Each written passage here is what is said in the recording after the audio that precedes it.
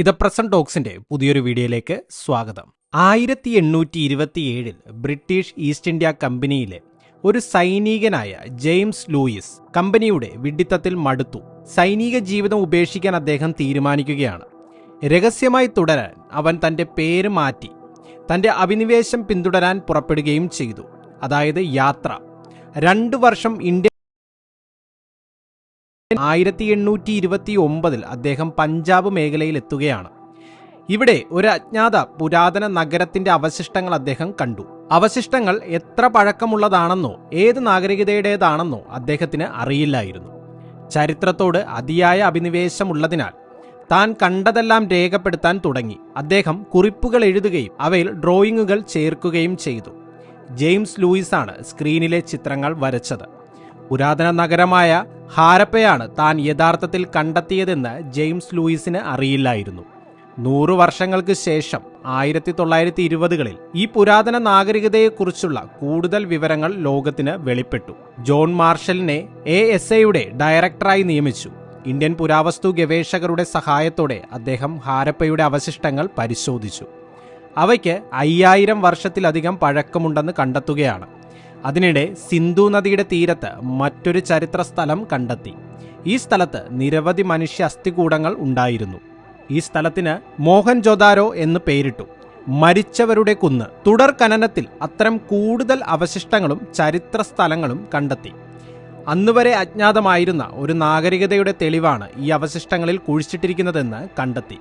ഈ അവശിഷ്ടങ്ങൾ സിന്ധു നദിയുടെ തീരത്ത് കണ്ടെത്തിയതിനാൽ ഈ സംസ്കാരത്തിന് സിന്ധു നദീതട സംസ്കാരം എന്ന് പേരിട്ടു. ഇന്ന് 2024 ഈ നാഗരികതയെക്കുറിച്ച് നമുക്ക് ധാരാളം അറിയാം. ഇത് സ്കൂൾ പാഠ്യപദ്ധതിയുടെ ഭാഗവുമാണ്. എന്നാൽ 2 നിഗൂഢതകൾ ഇപ്പോഴും അവശേഷിക്കുന്നു. ആദ്യം ഹാരപ്പൻ ഭാഷ. ഈ വാക്കുകൾ എന്താണ് അർത്ഥമാക്കുന്നത്? ഈ എഴുത്ത് എങ്ങനെ ഡീകോഡ് ചെയ്യാം? രണ്ടാമതായി ഈ മഹത്തായ നാഗരികതയുടെ അവസാനം. ഈ ആളുകൾക്ക് എന്ത് സംഭവിച്ചു? വരൂ ഇന്നത്തെ വീഡിയോയിൽ നമുക്ക് കണ്ടെത്താൻ ശ്രമിക്കാം. ആയിരക്കണക്കിന് വർഷങ്ങളായി ഭൂമിക്കടിയിൽ മറഞ്ഞിരിക്കുന്ന ഒരു നഗരം. ഇപ്പോൾ പുരാവസ്തു ഗവേഷണങ്ങളിൽ ഈ ചരിത്ര ഘടകങ്ങൾ ഓരോന്നായി കണ്ടെത്തുകയാണ്. 4000 വർഷങ്ങൾക്ക് മുമ്പാണ് സിന്ധു നദീതട സംസ്കാരം നിലനിന്നിരുന്നത്. സുഹൃത്തുക്കളെ, ഇന്നത്തെ പാകിസ്ഥാൻ, അഫ്ഗാനിസ്ഥാൻ, വടക്കു പടിഞ്ഞാറൻ ഇന്ത്യ എന്നിവിടങ്ങളിൽ സ്ഥിതി ചെയ്യുന്ന ഒരു വെങ്കലയുഗ സംസ്കാരമായിരുന്നു സിന്ധു നദീതട സംസ്കാരം. മൊത്തത്തിൽ ഇതുവരെ 1400-ലധികം സൈറ്റുകൾ കണ്ടെത്തിയിട്ടുണ്ട്. അതിൽ 900 എണ്ണം ഇന്ത്യയിലാണ്. സിന്ധു നദീതട സംസ്കാരത്തോടൊപ്പം നിലനിന്നിരുന്ന നാഗരികതകൾ വളരെ കുറവാണ്. ഈജിപ്ഷ്യൻ, മെസൊപ്പൊട്ടേമിയൻ, ചൈനീസ് ഇവയിൽ ഏറ്റവും പുതിയത് ചൈനീസ് നാഗരികതയാണ്. അതിനാൽ സിന്ധു നദീതട, ഈജിപ്ഷ്യൻ, മെസൊപ്പൊട്ടേമിയൻ നാഗരികതകൾ ഏറ്റവും പുരാതനമായി കണക്കാക്കപ്പെടുന്നു. മെസൊപ്പൊട്ടേമിയ മനുഷ്യരുടെ ഏറ്റവും പഴയ നാഗരികതയാണെന്ന് പൊതുവെ വിശ്വസിക്കപ്പെടുന്നു. എന്നാൽ 2016 IIT ഖരഗ്പൂരും ASAയും പുരാവസ്തു ഡേറ്റിംഗ് ടെക്നിക്കുകൾ ഉപയോഗിച്ച് ഒരു പഠനം നടത്തുകയുണ്ടായി. അതിനുശേഷം സിന്ധു നദീതട സംസ്കാരത്തിന് 8000 വർഷം പഴക്കമുണ്ടെന്ന് അവർ പ്രസ്താവിച്ചു. BC 7000 മുതലുള്ള കാർഷിക വാസസ്ഥലങ്ങൾ അവിടെ ഉണ്ടായിരുന്നതായി തെളിവുകൾ കണ്ടെത്തിയിട്ടുണ്ട്. ഇന്നത്തെ ഹരിയാന സംസ്ഥാനത്താണ് ഇത് കണ്ടെത്തിയത്. അക്കാലത്ത് നഗരങ്ങൾ വികസിച്ചുവെങ്കിലും കാർഷിക ഉപകരണങ്ങളും കുറച്ച് മൺപാത്രങ്ങളും ഉണ്ടായിരുന്നു. BC 7000 മുതൽ BC 5500 വരെയുള്ള കാലഘട്ടത്തെ ഹാരപ്പനു മുമ്പുള്ള ഘട്ടം എന്ന് വിളിക്കുന്നു. പൊതു കെട്ടിടങ്ങളും വ്യാപാര പാതകളും സ്ഥാപിച്ച BC 5500 ശേഷമാണ് നഗരവൽക്കരണത്തിന്റെ തുടക്കം എന്ന് പുരാവസ്തു ഗവേഷകർ വിശ്വസിക്കുന്നു. BC 2600 ആയപ്പോഴേക്കും അവരുടെ നാഗരികത വളരെ പുരോഗമിച്ചു. നഗരത്തിൽ ബഹുനില ഇഷ്ടിക വീടുകൾ നിർമ്മിക്കപ്പെട്ടു. അവർ പണിയാൻ ഉപയോഗിച്ച ഇഷ്ടികകൾക്ക് നിലവാരമുള്ള അളവുകൾ ഉണ്ടായിരുന്നു. അവ ഒരേ വലിപ്പത്തിലായിരുന്നു. ഓരോ വീട്ടിലും ഓരോ ടോയ്ലറ്റ്, കുളിക്കാനുള്ള സ്ഥലം, വെള്ളവും മാലിന്യവും പുറത്തേക്ക് കൊണ്ടുപോകാനുള്ള ഡ്രെയിനേജ് സംവിധാനം, റോഡുകളിൽ ശരിയായ ഗട്ടറുകൾ, നടപ്പാതയ്ക്കരികിൽ മരങ്ങൾ എന്നിവ ഉണ്ടായിരുന്നു. എല്ലാവർക്കും കുടിക്കാൻ പൊതുകിണറുകളും മാലിന്യം വലിച്ചെറിയാൻ ചവറ്റുകൊട്ടകളും ഉണ്ടായിരുന്നു. നഗരാസൂത്രണത്തിന്റെ കാര്യത്തിൽ അവരുടെ നഗരങ്ങൾ ഇന്നത്തെ നമ്മുടെ ഇന്ത്യൻ നഗരങ്ങളെക്കാൾ മികച്ചതായിരുന്നു. എന്നിരുന്നാലും അവരുടെ ഭാഷ നമുക്ക് മനസ്സിലാകാത്തതിനാൽ നമുക്ക് അവരെ നന്നായി മനസ്സിലാക്കാൻ കഴിയില്ല. ഇവ നോക്കൂ. അത്തരത്തിലുള്ള 4000-ലധികം പുരാവസ്തുക്കൾ കണ്ടെത്തിയിട്ടുണ്ട്. ശിലാഫലകങ്ങൾ, പലകകൾ, ചെമ്പ് തകിടുകൾ എന്നിവയെല്ലാം അവയുടെ ഭാഷയിൽ കൊത്തിവെച്ചിട്ടുണ്ട്. ചിലത് ഹാരപ്പയിലും ചിലത് മോഹൻജൊദാരയിലും ചിലത് മറ്റ് ചരിത്ര സ്ഥലങ്ങളിലും കണ്ടെത്തി. അവയിലെ ലിഖിതങ്ങളെ സിന്ധു ലിപി എന്ന് വിളിക്കുന്നു. 1920 മുതൽ അവരുടെ ഭാഷ മനസ്സിലാക്കാൻ 100-ലധികം ശ്രമങ്ങൾ നടന്നിട്ടുണ്ട്. എന്നാൽ ഈ ചിഹ്നങ്ങളുടെ അർത്ഥം നമ്മൾ ഇപ്പോഴും കണ്ടെത്തിയിട്ടില്ല. അത് മനസ്സിലാക്കാൻ നിരവധി ശ്രമങ്ങൾ നടന്നതിനാലും ഈ ലിഖിതങ്ങളുടെ നിരവധി സാമ്പിളുകൾ നമുക്ക് ലഭ്യമായതിനാലും ചില കാര്യങ്ങൾ ഉറപ്പിച്ച് പറയാൻ കഴിയും. ഒന്നാമതായി, അവരുടെ ഭാഷ നമ്മുടെ ഭാഷ പോലെ ഇടത്തുനിന്ന് വലത്തോട്ടല്ല, വലത്തുനിന്ന് ഇടത്തോട്ടാണ് എഴുതിയത്. നമ്മൾ മലയാളമോ ഇംഗ്ലീഷോ എഴുതുമ്പോൾ ഇടത് മാർജിനിൽ ആരംഭിക്കുന്നു. എന്നാൽ അറബി പോലുള്ള ഭാഷകൾ വലത്തുനിന്ന് ഇടത്തോട്ട് എഴുതുന്നു. സിന്ധു ലിപിയും വലത്തുനിന്ന് ഇടത്തോട്ടാണ് എഴുതിയിരുന്നത്. നമുക്കിതെങ്ങനെ അറിയാം? ശിലാഫലകത്തിന്റെ ഈ ചിത്രം നിങ്ങൾ നോക്കിയാൽ ഇടതുവശത്തുള്ള ചിഹ്നങ്ങൾ കൂടുതൽ ഇടുങ്ങിയതായി കാണപ്പെടുന്നു. സ്കൂളിൽ നിങ്ങൾ എഴുതുമ്പോൾ മതിയായ ഇടമില്ലെന്ന് കണ്ടപ്പോൾ നിങ്ങൾ വാക്കുകൾ ഞെരുക്കാൻ തുടങ്ങിയത് നിങ്ങൾ ഓർത്തുപോകും. വാക്കുകൾ ചെറുതായി തീരുകയും ദൃഢമായി ഞെരുക്കപ്പെടുകയും ചെയ്യും. ലിഖിതങ്ങളിലും ഇടത് തന്നെയാണ് കണ്ടത്. ഈ സിന്ധു ലിപി കൊത്തിവച്ചിരിക്കുന്നവർക്കും ഇടത് തന്നെ സംഭവിച്ചു. അതെ, ഇത് ഇടതുവശത്ത് സംഭവിച്ചു. അതിനാൽ ഭാഷ വലത്തുനിന്ന് ഇടത്തോട്ട് എഴുതിയതാണെന്ന് നമുക്ക് നിഗമനം ചെയ്യാം. രണ്ടാമതായി, ഈ എഴുത്ത് കണ്ടെത്തിയ സ്ഥലങ്ങളിൽ മുകളിൽ സിന്ധു ലിപിയിൽ എന്തെങ്കിലും വാചകം ഉണ്ടായിരിക്കുമെന്നും അതിന് താഴെ ഒരു മൃഗത്തിന്റെ വലിയ ചിഹ്നം കൊത്തിവച്ചിരിക്കുന്നതായും കണ്ടു. ഇതൊരു കാണ്ടാമൃഗമോ ആനയോ കടുവയോ കാളയോ ആകാം. എന്നാൽ ശിലാഫലകങ്ങളിൽ ഏറ്റവും സാധാരണയായി കാണപ്പെടുന്ന മൃഗം ഒരു യൂണിക്കോൺ പോലെ കാണപ്പെടുന്ന ഒരു ജീവിയാണ്. അത് യഥാർത്ഥത്തിൽ പോലും നിലവിലില്ല. എന്നാൽ ചോദ്യം, അവരുടെ രചനകൾ എല്ലായ്പ്പോഴും ഒരു മൃഗത്തിന്റെ ചിത്രം പിന്തുടരുന്നതിന്റെ കാരണം എന്തായിരിക്കും? മൂന്നാമതായി, ഈ ചിത്രങ്ങൾ, ഈ കൊത്തിപ്പണികൾ വലിയ കല്ലുകളിലും പാറകളിലും ഉണ്ടായിരിക്കണം. എന്നാൽ യഥാർത്ഥത്തിൽ ഈ കല്ലുമുദ്രകൾ ഏകദേശം 2.5 സെന്റിമീറ്റർ സ്ക്വയർ മുതൽ 5 സെന്റിമീറ്റർ സ്ക്വയർ വരെയാണ്. അതിനാൽ കൊത്തുപണികൾ വിശാലമായ ഭാഗങ്ങളിൽ ആയിരുന്നില്ല.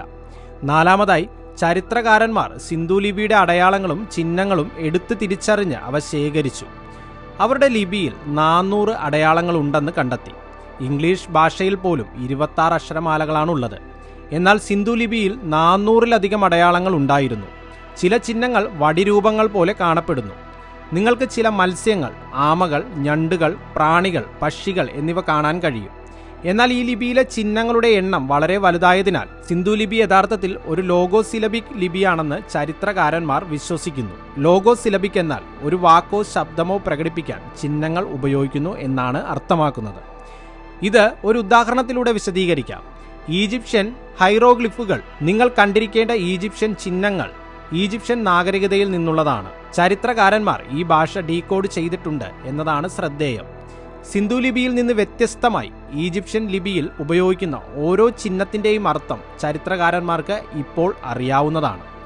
ഈ ഭാഷയിലും ഓരോ ചിഹ്നവും ഒരു ശബ്ദത്തെ പ്രതിനിധീകരിക്കുന്നു. ഉദാഹരണത്തിന്, കഴുകന്റെ ഈ ചിഹ്നം ആ എന്ന ശബ്ദത്തെ പ്രതിനിധീകരിക്കുന്നു. അതുപോലെ ഓരോ ശബ്ദത്തിന്റെയും വിവർത്തനം നിങ്ങൾക്ക് കാണാൻ കഴിയും. ഈ ചാർട്ടിന്റെ സഹായത്തോടെ ഹൈറോഗ്ലിഫിലും നിങ്ങളുടെ പേരെഴുതാൻ സാധിക്കും. ഇത് വളരെ രസകരമല്ലേ? ഏകദേശം 200 വർഷം മുമ്പ് ഒരു പുരാവസ്തു ഖനനത്തിൽ ഒരു വലിയ പാറ കണ്ടെത്തി. ഈജിപ്ഷ്യൻ ഹൈറോഗ്ലിഫുകളിൽ ചില രചനകൾ ഉൾക്കൊള്ളുന്ന ഒരു പാറ. ഈ കല്ലിന് റോസെറ്റ സ്റ്റോൺ എന്ന് പേരിട്ടു. പിന്നീട് പുരാവസ്തു ഗവേഷകർ മറ്റ് നിരവധി ലിപികളും കല്ലുകളും കണ്ടെത്തി.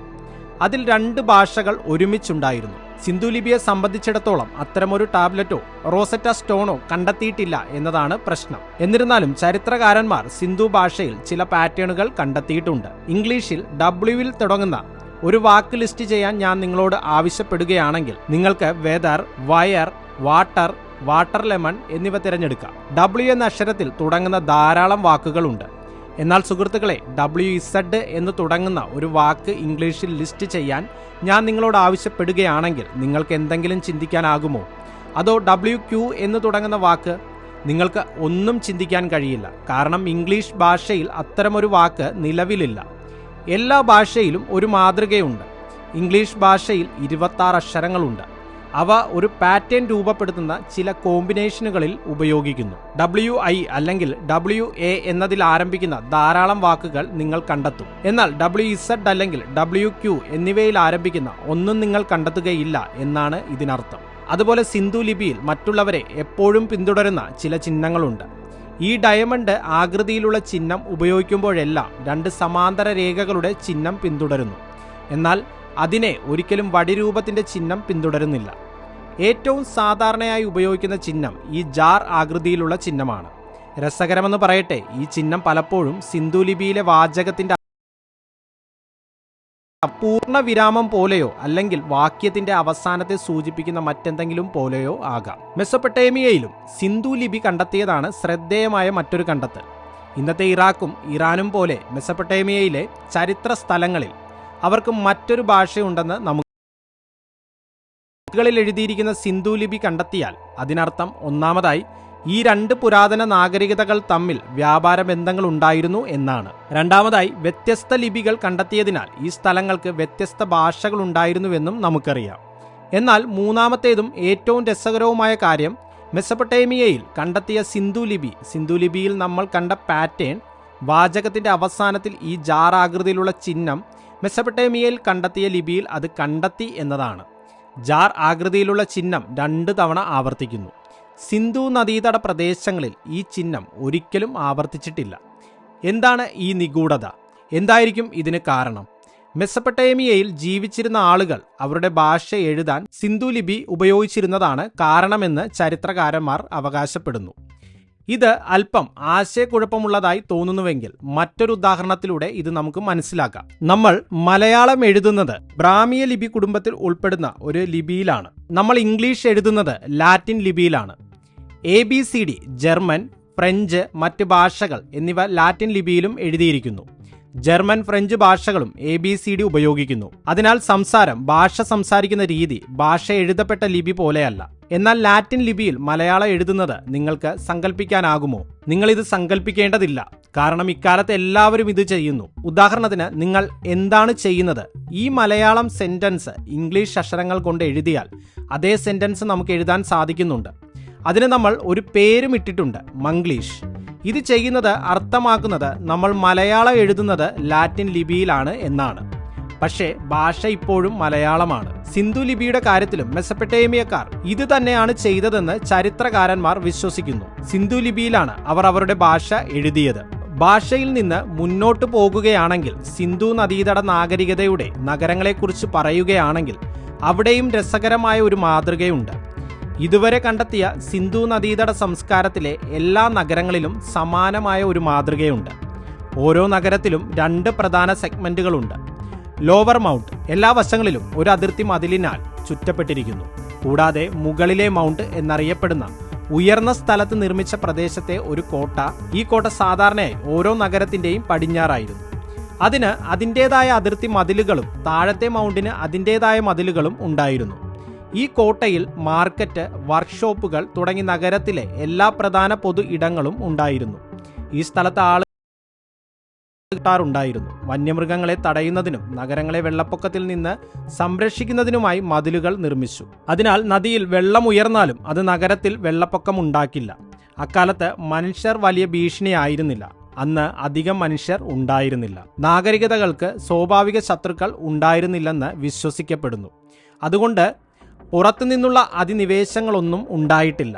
മോഹൻജദാരോ എന്ന സിനിമ നഗരത്തിന്റെ ഘടനയെ വിശദമായി വിവരിക്കാൻ ശ്രമിച്ചു. ചിത്രത്തിൽ ഹൃതിക് റോഷൻ അഭിനയിച്ചു. സിനിമയിൽ ചിത്രീകരിക്കുന്ന നഗരം ചരിത്രപരമായി കൃത്യതയുള്ളതായിരിക്കുമെന്ന് ഞാൻ കരുതുന്നു. മോഹൻജദാരോ നഗരത്തിലെ ഏറ്റവും ശ്രദ്ധേയമായ ആകർഷണം ഗ്രേറ്റ് ബാത്താണ്. അതൊരു വലിയ നീന്തൽ കുളമായിരുന്നു. 900 അടി നീളവും 2.4 മീറ്റർ ആഴവുമുള്ള ഒരു ബഹുനില ബാത്ത് ആയിരുന്നു അത്. കത്തിച്ച ഇഷ്ടികകൾ ഉപയോഗിച്ചും സ്വാഭാവിക ടാർ ഉപയോഗിച്ച് വാട്ടർ പ്രൂഫ് ചെയ്തുമാണ് ഇത് നിർമ്മിച്ചത്. ഡ്രെയിനേജ് ദ്വാരവും കിണറും ഉണ്ടായിരുന്നു. ഈ നീന്തൽക്കുളത്തിന് എപ്പോഴും ശുദ്ധജലം ഉണ്ടായിരുന്നുവെന്ന് ഇത് കാണിക്കുന്നു.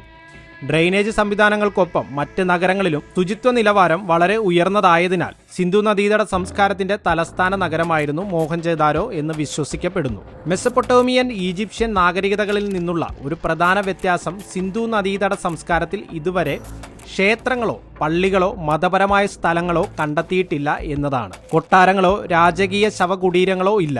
ഇതിനർത്ഥം നാഗരികതയിൽ ഒരു രാജാവോ ഏതെങ്കിലും പുരോഹിതനോ മതനേതാക്കളോ ഉണ്ടായിരുന്നു എന്നതിന് ഒരു തെളിവും നമ്മൾ കണ്ടെത്തിയിട്ടില്ല എന്നതാണ്. ഏതെങ്കിലും സൈന്യത്തിന്റെയോ യുദ്ധത്തിന്റെയോ തെളിവുകളൊന്നുമില്ല. ചരിത്രകാരന്മാരെ ഇത് ഞെട്ടിക്കുന്നതായിരുന്നു. കാരണം മറ്റ് വെങ്കലയുഗ നാഗരികതകളിൽ മതം വളരെ സാധാരണമായിരുന്നു. ഹാരപ്പൻ നാഗരികതയിലെ ജനങ്ങൾ വളരെ പുരോഗമിച്ചവരാണെന്ന് തോന്നുന്നു. അവർ സന്തോഷത്തോടെ, സമാധാനത്തോടെ, സാമൂഹിക ശ്രേണികളില്ലാതെ ജീവിച്ചു. ഇത് വളരെ ചർച്ച ചെയ്യപ്പെടുന്ന വിഷയമാണ്. കൂടാതെ നിരവധി ചരിത്രകാരന്മാർ പരസ്പരം വിയോജിക്കുന്നുണ്ട്. ഇനി നമുക്ക് പരിഹരിക്കപ്പെടാത്ത മറ്റൊരു വലിയ രഹസ്യം നോക്കാം. സിന്ധു നദീതട സംസ്കാരം എങ്ങനെ അവസാനിച്ചു? 1900 BC-നും 1300 BC-നും ഇടയിൽ ഈ നാഗരികതയിൽ ദ്രുതഗതിയിലുള്ള പതനമുണ്ടായതായി പുരാവസ്തു രേഖകൾ നമുക്ക് കാണിച്ചു തരുന്നുണ്ട്.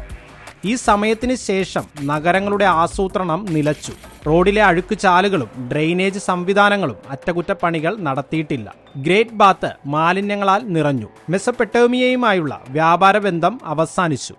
BC 1800 ആയപ്പോഴേക്കും മിക്ക നഗരങ്ങളും ശൂന്യമായിരുന്നു. ആളുകൾ ഒരേ എഴുത്ത് സമ്പ്രദായം ഉപയോഗിക്കുന്നവരോ അല്ലെങ്കിൽ സ്റ്റാൻഡേർഡ് തൂക്കങ്ങളും കെട്ടിട അനുതാപങ്ങളും ഉപയോഗിച്ചിരുന്നില്ല. ഇവിടെ യഥാർത്ഥത്തിൽ എന്താണ് സംഭവിച്ചതെന്ന് ആർക്കും അറിയില്ല. എന്നിരുന്നാലും ചില സിദ്ധാന്തങ്ങളുണ്ട്. ഈ നാഗരികതയെ ആശ്രയിച്ചിരുന്ന നദി വറ്റി വരളാൻ തുടങ്ങിയെന്ന് ഒരു സിദ്ധാന്തം സൂചിപ്പിക്കുന്നു. ഇത് സരസ്വതി നദിയായിരിക്കാം. ഈ സിദ്ധാന്തം അനുസരിച്ച് ഈ നദി വറ്റി വരേണ്ടതിന് നിരവധി കാരണങ്ങളുണ്ടാകാം. ടെക്ടോണിക് പ്ലേറ്റുകളിൽ ഒരു മാറ്റമുണ്ടായതാകാം. അല്ലെങ്കിൽ നദി സ്വാഭാവികമായും കാലത്തിനനുസരിച്ച് അതിൻ്റെ ഗതി മാറ്റിയിരിക്കാം.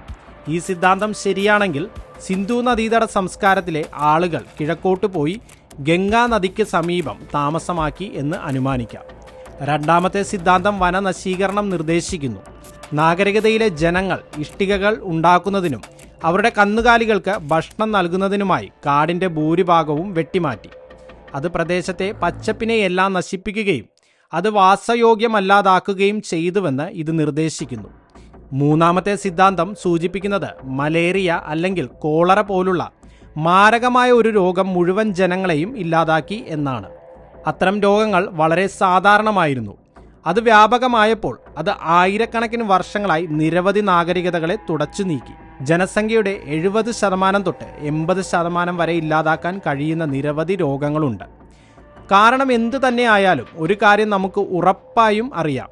BC 600-ന് ശേഷം ഈ നാഗരികത പൂർണ്ണമായും അവസാനിച്ചു. ആയിരക്കണക്കിന് വർഷങ്ങളായി നിലനിന്നിരുന്ന ഒരു നാഗരികത, അതിനെക്കുറിച്ച് ചിന്തിക്കുക. ഈ നാഗരികത കുറഞ്ഞത് 5000 വർഷമെങ്കിലും നിലനിന്നിരുന്നു. ഒരു ദയനീയമായ അന്ത്യം സംഭവിച്ചു. 5000 വർഷമായി നിലനിന്നിരുന്നിട്ടും അത് നിർഭാഗ്യകരമായ ഒരു നിഗമനത്തിലെത്തി. ഈ അതുല്യരായ ആളുകളെ നമുക്ക് എന്നേക്കുമായി നഷ്ടപ്പെട്ടു. കാലക്രമേണ ഈ വാസസ്ഥലങ്ങൾ ഭൂമിക്കടിയിലായി. അവയുടെ മേൽ പുതിയ നഗരങ്ങൾ സ്ഥാപിക്കപ്പെട്ടു. പുതിയ നാഗരികതകൾ അവയിൽ ജനിച്ചു. ആയിരക്കണക്കിന് വർഷങ്ങൾക്ക് ശേഷം ജെയിംസ് ലൂയിസ് സിന്ധു നദീതട സംസ്കാരം വീണ്ടും കണ്ടെത്തി. നിങ്ങൾക്ക് ഈ വീഡിയോ ഇഷ്ടമായെങ്കിൽ വീഡിയോ ലൈക്ക് ചെയ്ത് സബ്സ്ക്രൈബ് ചെയ്ത് ബെല്ലൈക്കൺ ക്ലിക്ക് ചെയ്യാൻ മറക്കരുത്.